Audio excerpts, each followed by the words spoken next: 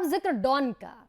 Don mafia Baahubali जिसका आतंक उत्तर प्रदेश में हुआ करता था, वही आज उत्तर प्रदेश की धरती पर आने से पहले आतंकित नजर आया।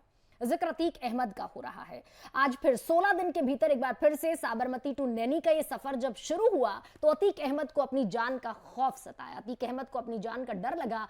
ये वही अतीक अहमद है जिसने उत्तर प्रदेश की धरती को आतंक की धरती बनाया, लेकिन यहीं आने से बचना चाहता था, यही नहीं आना चाहता था। लेकिन सूबे की सरकार का भी प्रण है कि माफियाओं को मिट्टी में मिला दिया जाएगा, इसीलिए एक दफा फिर 16 दिन के भीतर 1200 किलोमीटर का ये सफर साबरमती टू नैनी काफिला चल रहा है। इस माफिया को मिट्टी में मिला देंगे।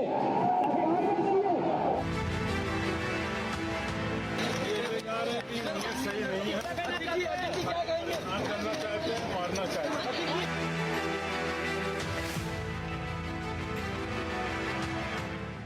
ये योगी राज है और ये सूबे के मुख्यमंत्री योगी आदित्यनाथ का प्रण है। इसीलिए माफियाओं की उत्तर प्रदेश में शामत आ गई है। सही नहीं है, करना चाहते हैं, मारना चाहते हैं। लेके जा रहे हैं। मैंने उमेश पाल के हफ्ते में तो वीडियो कॉन्फ्रेंसिंग हो सकती थी, और वीडियो कॉन्फ्रेंसिंग के लिए सुप्रीम कोर्ट ने कहा है। सुप्रीम कोर्ट का आपको मार देंगे। जब सुप्रीम कोर्ट ने कहा कि वीडियो कॉन्फ्रेंसिंग कराओ जी हाँ, खौफ फैलाने वाला डॉन अतीक अहमद खौफ में है। यूपी का बाहुबली यूपी आने से डर रहा है, लेकिन 43 सालों के गुनाहों का हिसाब किताब बड़ी संजीदगी से हो रहा है। देखिए, जितने भी मामले हैं हमारी पुलिस अभियोजन पक्ष दोनों कड़ी पैरवी कर रहे हैं। उसकी मॉनिटरिंग सरकार स्वयं करती है। एक एक अपराधी को कानून के तहत कड़ी से कड़ी सजा दिलाना हमारा लक्ष्य है। कि माफियाओं को, अपराधियों को राजनीति में लाने वाले भी लोग यही हैं, और आज जब समाज जागृत हुआ है कि हम अपराधियों के खिलाफ एकजुट हैं, तब इनको पीछे हटने के लिए भी सबको विवश होना पड़ रहा है। अपराध मुक्त और अपराधियों से मुक्त राजनीति चाहिए, गुंडों से, दंगाइयों से मुक्त राजनीति चाहिए, भ्रष्टाचारियों से मुक्त राजनीति चाहिए। उमेश पाल हत्याकांड के बाद से अतीक की क्राइम कुंडली खुल गई। उसका पूरा परिवार रडार पर है। पहले उमेश के अपहरण मामले में अतीक को उम्र कैद की सजा हुई और अब उसकी हत्या के आरोप में पूछताछ के लिए साबरमती से उसे प्रयागराज लाया जा रहा है। 1200 किलोमीटर का सफर अतीक के लिए दहशत का सफर बन गया है।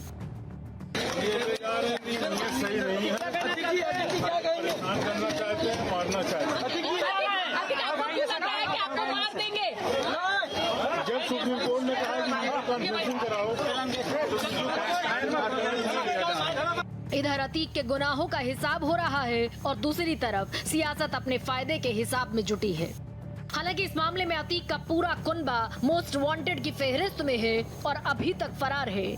लेकिन इस बीच अतीक की बहन आयशा नूरी और भांजी उंजिला ने कोर्ट में सरेंडर की अर्जी दी है, जिस पर 13 अप्रैल को सुनवाई होनी है। Bureau report, Bharat express.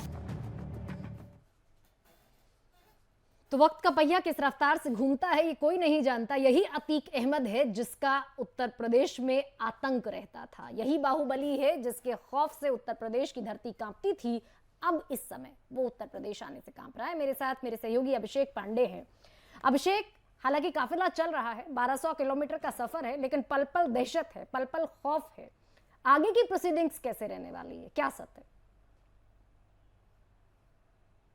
देखिए गरिमा, मैं बताना चाहूंगा कि कैदी नंबर 17,052 जब आज बैरक नंबर 200 से निकलता है तो साफ दहशत और खौफ इसके चेहरे पर देखने को मिलती है। हालांकि हल्की मुस्कान जरूर अतीक अहमद के चेहरे पर थी, लेकिन आंखों में खौफ जरूर नजर आ रहा था। और वही बात वो दोहराता हुआ भी नजर आ रहा था कि उसकी हत्या की साजिश रची जा रही। यूपी पुलिस की नीयत पर साफ तौर पर सवाल उठाए गए थे। हालांकि उदयपुर से करीब 100 किलोमीटर पहले ही अभी ये काफिला पहुंचा हुआ है और चित्तौड़गढ़, शिवपुरी, चित्रकूट के रास्ते प्रयागराज लाया जाएगा। और कल अगर सेकंड हाफ समय रहते पहुंच जाता है तो कल सीजीएम कोर्ट में दिनेश गौतम न्यायाधीश हैं उनके समक्ष प्रस्तुत किया जाएगा और तमाम अपराधों की फहरिस्त भी प्रस्तुत की जाएगी। इतना ही नहीं, प्रयागराज पुलिस रिमांड मांगेगी क्योंकि उसके पास पूरी तरह से पुख्ता सबूत है, एविडेंस है, तथ्य हैं, जिसके आधार पर पुलिस पूछताछ के लिए अर्जी दाखिल करेगी। और अगर अर्जी स्वीकार कर ली जाती है तो निश्चित तौर पर अतीक अहमद की मुश्किलें लगातार बढ़ेगी। हमने देखा है कि पूरा परिवार इस मामले में नामजद आरोपी है और अब अतीक अहमद को भी प्रयागराज लाया जा रहा है। पिछली दफा हमने देखा था गरिमा की आयशा नूरी काफिले के साथ साथ चल रही थी, लेकिन अब आयशा नूरी भी फरार है और बाकायदा सरेंडर की अर्जी दी गई है। यानी कि पूरे अतीक अहमद का जो ये पूरा परिवार है वो इस पूरे मामले में फंसता हुआ नजर आ रहा है। जी ठीक कह रहे हैं अभिषेक। दरअसल अतीक अहमद के जिंदगी में पहली दफा 43 साल का अपराध का इतिहास, पहली बार नाम के साथ सजायाफ्ता जुड़ा है, पहली बार सजा हुई है उम्र कैद की। लेकिन अब ये दूसरा मामला जो खुल रहा है और यहां पर प्रेशर बनते बनते, क्योंकि 2 लोगों की अर्जी पिटीशन जो है वो कोर्ट में दाखिल की गई है, 13 अप्रैल को सुनवाई होनी है, सरेंडर करना चाहते हैं लोग। तो धीरे धीरे जिस तरीके से आगे बढ़ रहा है पूरा मामला, उम्मीद है कि जो प्रण है उत्तर प्रदेश सरकार का वो पूरा होता हुआ दिख रहा है। लेकिन आप ट्रैक करते रहें। बहुत बहुत धन्यवाद अभिषेक।